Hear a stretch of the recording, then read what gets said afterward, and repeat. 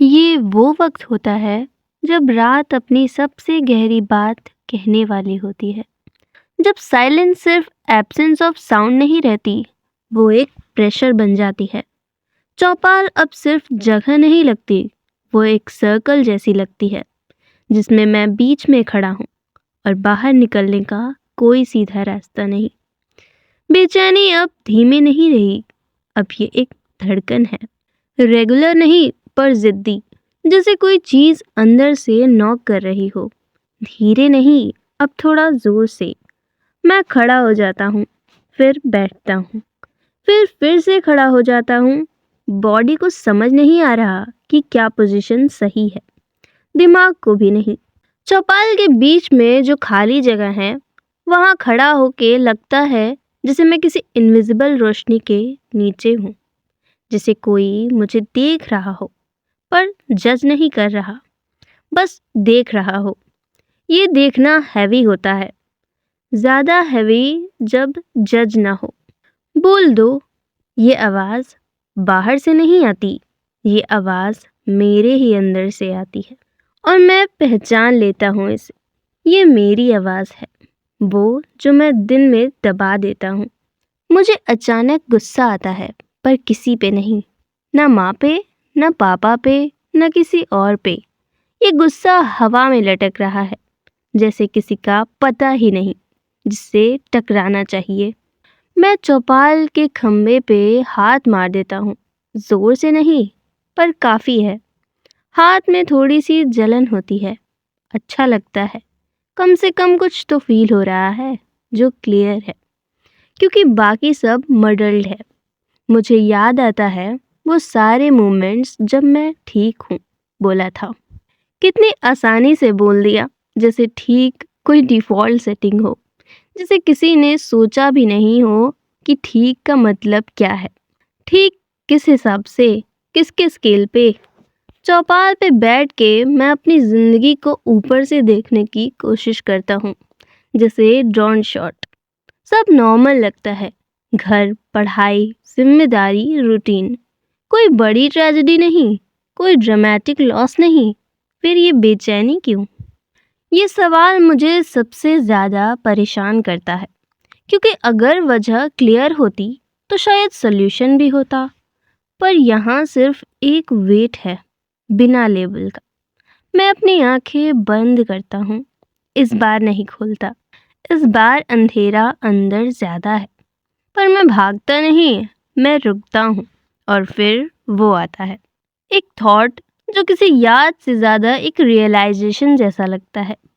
मैं थक गया हूँ, पर फिजिकली नहीं, मैं इमोशनली थक गया हूँ। स्ट्रॉन्ग रहने से, समझने से, एडजस्ट करने से। हर चीज़ तो मैनेज हो जाएगा बोल के साइड में रख देने से। मैं थक गया हूँ अपने कन्फ्यूजन को जस्टिफाई करते करते, अपनी सैडनेस को डाउन प्ले करते करते, अपनी लोनलीनेस को लॉजिक से कवर करते करते। चौपाल के बीच खड़ा मैं पहली बार मानता हूँ, मुझे नहीं पता मैं क्या चाहता हूँ। और ये मान लेना सबसे ज़्यादा डर वाला पार्ट है, क्योंकि जब तक गोल्स क्लियर होते हैं तब तक रेस चलती रहती है, पर जब गोल ही ब्लर हो जाए तो भागना पॉइंटलेस लगता है। मेरा गला थोड़ा हैवी हो जाता है, आवाज़ नहीं निकलती पर प्रेशर है। आंखों के कोने में कुछ जमा होता है पर गिरता नहीं। शायद ये आंसू नहीं, शायद ये बस थकान है जो लिक्विड फॉर्म में आना चाहती है। मैं बैठ जाता हूँ, इस बार ज़मीन पे, चौपाल के चबूतरे के नीचे, पैर फैला के, जैसे किसी ने मुझे नीचे बिठा दिया हो ज़बरदस्ती। इस पोजीशन में बैठ के मैं छोटा महसूस करता हूँ, और सरप्राइजिंगली ये बुरा नहीं लगता। छोटा होना कभी कभी रिलीफ होता है, कम से कम एक्सपेक्टेशंस कम हो जाती है। मुझे याद आता है जब लोग मुझसे कहते थे, तू समझदार है, तू हैंडल कर लेगा, तू स्ट्रांग है। शायद इसी वजह से मैं कभी बोला नहीं कि मुझे भी कभी कभी संभालना नहीं आता, कि मुझे भी कभी कभी कोई चाहिए जो कहे छोड़ मैं देख लेता हूँ। पर मैंने ये रोल खुद ही ले लिया था। ठीक रहने का रोल, समझने का रोल, एडजस्ट करने का रोल। और रात 3:41 AM चौपाल के नीचे बैठ के मुझे समझ आता है, रोल्स थका देते हैं। नीम के पेड़ के ऊपर से कोई पत्ता गिरता है, सीधा मेरे पास, हल्की सी आवाज और फिर शांत। मैं उस पत्ते को उठा लेता हूँ। सूखा हुआ है पर पूरा टूटा नहीं। मुझे अजीब सा लगता है, जैसे ये पत्ता कोई मैसेज हो, जैसे कह रहा हो गिरना मतलब खत्म होना नहीं होता। और मैं इतना होपफुल नहीं हूँ इस वक्त। अभी मेरे अंदर जो चल रहा है वो होप से पहले का स्टेज है। ये वो स्टेज है जहाँ आदमी बस सच देख लेता है बिना मेकअप के। सच ये है, मैं अकेला हूँ। लोग हैं पर कनेक्शन नहीं। बात होती है पर डेप्थ नहीं। हंसी होती है पर उसके बाद एक खाली स्पेस रह जाती है। और मैं ये बात एक्सेप्ट नहीं कर पा रहा था क्योंकि मुझे लगता था लोनलीनेस मतलब फेलियर, मतलब कुछ गलत। पर शायद लोनलीनेस बस एक सिग्नल है कि कुछ मिसिंग है। और मिसिंग चीज़ हमेशा गलती नहीं होती। इस रियलाइजेशन के साथ ही दिल और हैवी हो जाता है, जैसे किसी ने जख्म पे उंगली रख दी हो। पेनफुल पर रियल। मुझे किसी को कॉल करने का मन करता है, किसी एक इंसान को, पर नाम क्लियर नहीं होता। हर नाम के साथ कोई ना कोई रीज़न आ जाता है। इस वक्त डिस्टर्ब हो जाएगा, समझेगा नहीं, क्या बोलूँगा। फ़ोन हाथ में आता है पर कॉल नहीं लगती। स्क्रीन फिर से डार्क हो जाती है और इसी डार्कनेस में एक और थॉट आता है, शायद मुझे किसी को कॉल नहीं करना, शायद मुझे पहली बार खुद को सुनना है। ये थॉट थोड़ा डराता है क्योंकि खुद को सुनना मतलब रिस्पॉन्सिबिलिटी लेना, मतलब एक्सक्यूजेस ख़त्म होना, मतलब ये मान लेना कि जो भी मैं महसूस कर रहा हूँ वो रियल है, चाहे दुनिया के स्केल पे छोटा ही क्यों ना हो। चौपाल की क्लॉक नहीं है पर मुझे लगता है वक्त धीरे धीरे सरक रहा है, जैसे रात मुझे थोड़ा और टाइम दे रही हो, जैसे कह रही हो जल्दी मत करो, सब एक ही रात में क्लियर नहीं होता। मैं ज़मीन पे बैठा पीठ चबूतरे से लगा के आंखें बंद करता हूँ। इस बार भागने के लिए नहीं, रहने के लिए। अंदर कुछ टूट चुका है पर टूटने के साथ साथ कुछ हल्का भी हुआ है, जैसे किसी ने ज़्यादा भरा हुआ बैग नीचे रख दिया हो। अभी भी भारी है पर कंधा थोड़ा आराम में है।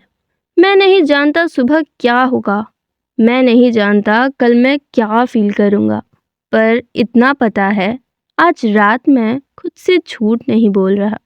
और ये इस वक्त काफ़ी है। नीम के पेड़ के नीचे हवा फिर से चलती है, पत्ते हिलते हैं, रात थोड़ी सी सांस लेती है और चौपाल जैसे मेरे साथ ही बैठी हो। ये वो वक्त होता है जब रात अपनी आंखों में आंखें डाल के देखने लगती है। अब वो सिर्फ महसूस नहीं करती, वो सवाल करती है। चौपाल की हवा अब पहले जैसी न्यूट्रल नहीं रही, उसमें एक ग्रेविटी है, जैसे हर चीज़ नीचे खींच रही हो, शब्द, यादें, सच। मैं अभी भी ज़मीन पे बैठा हूँ, पीठ चबूतरे से लगी हुई, पैर फैले हुए। ये पोस्चर सरेंडर जैसा लगता है और शायद है भी, पर इस बार हार जैसा नहीं, एक्सेप्टेंस जैसा। साइलेंस अब ऑकवर्ड नहीं रही। ये वो साइलेंस है जहाँ से कोई भागता नहीं, जहाँ चुप रहना मतलब दबाना नहीं होता। ये वो साइलेंस है जो बोलने से पहले आता है, जब आदमी डिसाइड करता है कि झूठ नहीं बोलेगा। मुझे लगता है जैसे चौपाल मुझे सुन रही हो। अजीब है पर सच है। जैसे ये जगह जहाँ सालों से लोग अपने दुख, अपनी जीत, अपनी पॉलिटिक्स, अपनी कहानियाँ छोड़ जाते हैं, आज मेरी बारी है। बिना ऑडियंस के, बिना तालियों के, सिर्फ मैं और वो जो मैं इतनी देर से अवॉइड कर रहा था। मैं धीरे से कहता हूँ, मैं ठीक नहीं हूँ। आवाज़ बहुत हल्की है, शायद हवा में घुल जाती है। शायद कोई नहीं सुनता, पर मुझे फ़र्क नहीं पड़ता, क्योंकि ये सेंटेंस पहली बार सिर्फ बोला नहीं गया, महसूस भी किया गया है। और उसके बाद जो आता है वो हैवी होता है। सच के बाद हमेशा होता है। जैसे किसी ने सालों से बंद एक कपबोर्ड खोल दिया हो। अंदर सब कुछ गिरा पड़ा है। ऑर्डर नहीं, एक्सप्लेनेशन नहीं, बस चीज़ें। मुझे अपना डर साफ साफ दिखता है। फेलियर का डर नहीं, वो तो कॉमन है। कंपैरिजन का डर नहीं, वो तो आदत बन चुका है। मुझे डर है कि मैं कहीं बीच में ही रह जाऊंगा। न पूरा कुछ बन पाऊंगा, न पूरा कुछ छोड़ पाऊंगा, न अपनी जिंदगी जी पाऊंगा, न किसी और की एक्सपेक्टेशंस पूरी कर पाऊंगा। ये डर ज़्यादा बोलता नहीं, बस रहता है। रात को 3-4 बजे के बीच ज़्यादा लाउड हो जाता है। और फिर एक और सच सामने आता है। मैं अपनी ज़िंदगी को जस्टिफाई कर रहा हूँ, जी नहीं रहा। हर डिसीजन के पीछे एक एक्सप्लेनेशन है। हर पॉज के पीछे एक रीज़न। हर रुकावट के पीछे एक लॉजिक। जिसे बिना जस्टिफिकेशन के जीना अलाउड ही नहीं है। चौपाल पे बैठ के मुझे याद आता है वो दिन जब मैं बिना किसी प्लान के यहाँ आया करता था। बचपन में सिर्फ बैठने, सिर्फ देखने। तब लाइफ को एक्सप्लेन नहीं करता था, बस ऑब्जर्व करता था। कब लाइफ प्रोजेक्ट बन गई पता ही नहीं चला। मैं अपने घुटनों को अपनी तरफ खींच लेता हूँ, हाथ उनके इर्द गिर्द बांध लेता हूँ। ये पोस्चर बचपन जैसा लगता है, प्रोटेक्टिव, जैसे कोई खुद को संभाल रहा हो। और फिर एक आवाज़ आती है, असली आवाज़, किसी के खर्राटे हुए खांसने की, चौपाल के पास वाली गली से। शायद कोई बुढ़ा उठ गया है, या किसी को नींद नहीं आ रही, या किसी को दर्द है। मैं उठ के देखता हूँ। अंधेरे में एक सिलहौटे दिखता है, धीरे धीरे चलती हुई, हाथ में लाठी, कदम स्लो पर स्टेडी। वो पास आता है। अभी तक यहीं हो? आवाज़ थकी हुई है, पर क्यूरियस नहीं, नॉर्मल सी। मैं पहचान लेता हूँ, पंडित जी। गांव के उन लोगों में से जो ज़्यादा बोलते नहीं, पर जब बोलते हैं तो सीधा। रोज सुबह मंदिर खोलते हैं, शाम को यही चौपाल पे बैठ जाते हैं। रात में कम ही दिखते हैं। आज नींद नहीं आई, मैं कहता हूँ। पूरा सच नहीं, पर झूठ भी नहीं। पंडित जी चबूतरे के किनारे बैठ जाते हैं, थोड़ा सा डिस्टेंस रख के, जिसे स्पेस समझते हो। हाँ, वो कहते हैं, नींद भी कभी कभी सोचती है। मैं उनकी तरफ देखता हूँ। वो मुस्कुराते नहीं, बस बोलते हैं, जैसे ये लाइन उन्होंने पहले भी कही हो, शायद खुद से। कुछ देर चुप रहते हैं। साइलेंस अब ऑकवर्ड नहीं है, ये शेयर्ड है। रात को यहाँ बैठना, वो बोलते बोलते रुक जाते हैं। आसान नहीं होता। मैं कुछ नहीं बोलता। उनका सेंटेंस कंप्लीट करना मेरा काम नहीं, पर ज़रूरी होता है। वो खुद ही आगे बोलते हैं। ये बात मेरे अंदर थोड़ा सा रेजोनेट करती है, जैसे कोई सीधी बात कह दी हो, बिना फिलॉसफी के। पंडित जी उठ खड़े होते हैं। मैं मंदिर जा रहा हूँ, आरती की तैयारी। सुबह आ रही है। वो जाने लगते हैं, फिर रुक के कहते हैं, ज़्यादा देर मत बैठना, पर भागना भी मत। बस इतना कह के चले जाते हैं। उनके कदम धीरे धीरे दूर हो जाते हैं। लाठी की आवाज़ भी। गली फिर से खाली, पर वो 2 लाइन रह जाती है। ज़्यादा देर मत बैठना, पर भागना भी मत। मैं फिर से बैठ जाता हूँ। इस बार ज़मीन पे नहीं, चबूतरे पे। पोजीशन बदली है, पर्सपेक्टिव भी थोड़ा। मुझे लगता है कन्फ्रंटेशन सिर्फ लड़ने को नहीं कहते। कभी कभी कन्फ्रंटेशन का मतलब होता है रुक के देखना, एक्सेप्ट करना, और फिर डिसाइड करना कि आगे का स्टेप क्या होगा।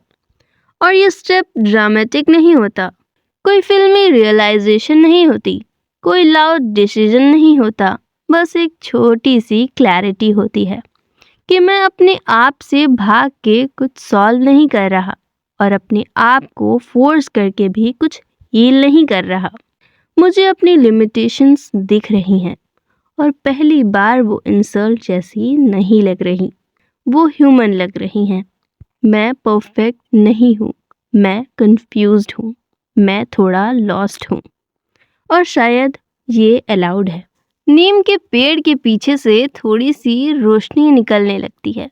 अभी सुबह नहीं हुई, पर रात का रंग बदलने लगता है। अंधेरा थोड़ा ग्रे हो रहा है, जैसे किसी ने ब्राइटनेस धीरे धीरे बढ़ा दी हो।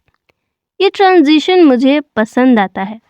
रात और सुबह के बीच का वक्त, न पूरी तरह टूटना, न पूरी तरह जुड़ना, बस बीच में रहना। मुझे लगता है मैं भी इसी फेज में हूँ। फोन फिर से हाथ में आता है, इस बार किसी को कॉल करने के लिए नहीं, बस टाइम देखने के लिए। 4:29 AM। कुछ ही देर में गांव जाग जाएगा। दूध वाले की साइकिल, मंदिर की घंटी, चूल्हों की आग, लाइफ फिर से चल पड़ेगी। पर ये रात मैं अपने साथ ले जाऊंगा। इसकी क्लैरिटी, इसका वेट, इसका सच। मैं उठ खड़ा होता हूँ। पैर थोड़े स्टिफ हैं, पर बैलेंस हैं। एक बार पीछे मुड़ के चौपाल को देखता हूँ। अब ये जगह भारी नहीं लग रही। अब ये एक विटनेस जैसी नहीं लग रही है, जैसे कह रही हो, याद रखना, तुम यहाँ आए थे और तुम झूठ बोल के नहीं गए। मैं एक गहरी सांस लेता हूँ। इस बार नोटिस नहीं करता, बस लेता हूँ। घर की तरफ पहला कदम बढ़ाता हूँ, पर दिल के किसी कोने में एक बात अटकी हुई है। सुबह होने के बाद भी क्या मैं इस सच के साथ रह पाऊंगा? ये वो वक्त होता है जब रात जाने से पहले एक आखिरी बार पीछे मुड़ के देखती है, जैसे पूछ रही हो, सच में जा रहे हो या बस आदत के हिसाब से। मैं चौपाल से थोड़ा दूर आ चुका हूँ। घर की तरफ जाने वाली गली अब पहचानी सी लग रही है, पर मैं खुद थोड़ा सा बदला हुआ महसूस करता हूँ। ज़्यादा नहीं, ड्रामेटिक बिल्कुल नहीं, बस जैसे किसी ने अंदर का वॉल्यूम थोड़ा कम कर दिया हो। नॉइस अब भी है, पर सुनाई कम देता है। आसमान का रंग बदल रहा है, काला धीरे धीरे नीला हो रहा है। एक ट्रांजिशन जो बिना अनाउंसमेंट के होता है, जैसे लाइफ के कुछ फेजेस। सुबह होने वाली है और मुझे रियलाइज होता है, सुबह का मतलब सिर्फ नया दिन नहीं होता। कभी कभी सुबह का मतलब होता है रात का झूठ खत्म होना। घर के पास पहुंच के मैं रुक जाता हूँ। गेट अभी बंद है। अंदर से कोई आवाज नहीं आ रही, सब सो रहे हैं। मैं हाथ गेट पे रखता हूँ, पर खोलता नहीं, जैसे अभी 1 मिनट और चाहिए इस साइलेंस के साथ। रात ने मुझे कुछ दिया नहीं, पर उसने मुझसे कुछ छीन भी नहीं लिया। बस एक चीज छोड़ दी मेरे पास, क्लैरिटी का एक छोटा सा टुकड़ा। मैं ये समझ गया हूँ कि मैं ठीक होने की कोशिश नहीं करूँगा, क्योंकि ठीक एक प्रेशर है, एक स्टैंडर्ड। मैं बस रियल रहने की कोशिश करूँगा, जैसा हूँ वैसा। और ये डिसीजन भी एक प्रॉमिस जैसा नहीं लगता, ये बस एक इंटेंशन जैसा लगता है, सॉफ्ट सा पर ऑनेस्ट। गेट खोल के मैं अंदर जाता हूँ, धीरे, जैसे किसी की नींद डिस्टर्ब ना हो। आंगन में मिट्टी ठंडी है। चूल्हे के पास रखी लकड़ियाँ अभी भी कल जैसी हैं। कुछ भी बदला नहीं, और फिर भी सब कुछ बदला हुआ सा लगता है। मैं अपने कमरे में जागता हूँ, लाइट ऑन नहीं करता, बेड पे बैठ जाता हूँ। मैट्रेस थोड़ा धंसा हुआ है मेरी जगह पे, जैसे ये भी जानता हो कि मैं रात भर यहाँ नहीं था। फोन साइलेंट पे ही रखा रहता है। अब चेक करने का मन नहीं होता। मैसेजेस का जवाब देना सुबह का काम है, अभी नहीं। मैं पहली बार बेड पे बैठ के खुद से ये नहीं पूछता कि नींद क्यों नहीं आई। इस बार मैं पूछता हूँ, मैं जाग क्यों रहा था? और जवाब क्लियर नहीं है। शायद मैं जाग रहा था क्योंकि मैं अपनी जिंदगी को महसूस कर रहा था। शायद मैं जाग रहा था क्योंकि कुछ चीज़ें सुने बिना नहीं सोई जा सकती। मैं पहली बार ये एक्सेप्ट करता हूँ कि मेरी लोनलीनेस मेरी दुश्मन नहीं है, वो बस एक रिमाइंडर है कि मुझे कनेक्शन चाहिए। और कनेक्शन सिर्फ लोगों से नहीं होता, खुद से भी होता है। बेड पे लेट जाता हूँ, आंखें बंद करता हूँ। इस बार फोर्स नहीं करता। नींद आए तो आए, ना आए तो भी ठीक। और सरप्राइजिंगली नींद आने लगती है। पूरी नहीं, गहरी भी नहीं, पर एक हल्की सी लेयर जैसे मेरे ऊपर आ जाती है, जिसे रात कह रही हो बस इतना ही काफ़ी है आज के लिए। दूर से मंदिर की घंटी बजती है। एक बार, दो बार, सुबह ऑफिशियली आ चुकी है। और उस आवाज़ के साथ एक थॉट आता है।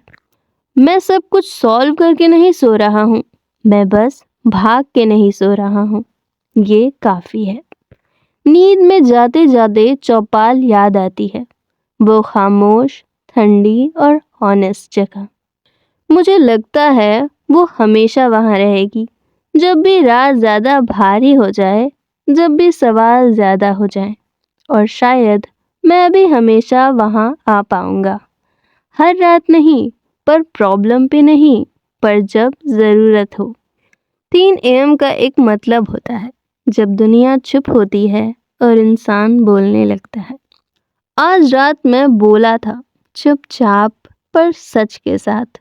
और इस थॉट के साथ नींद आ जाती है।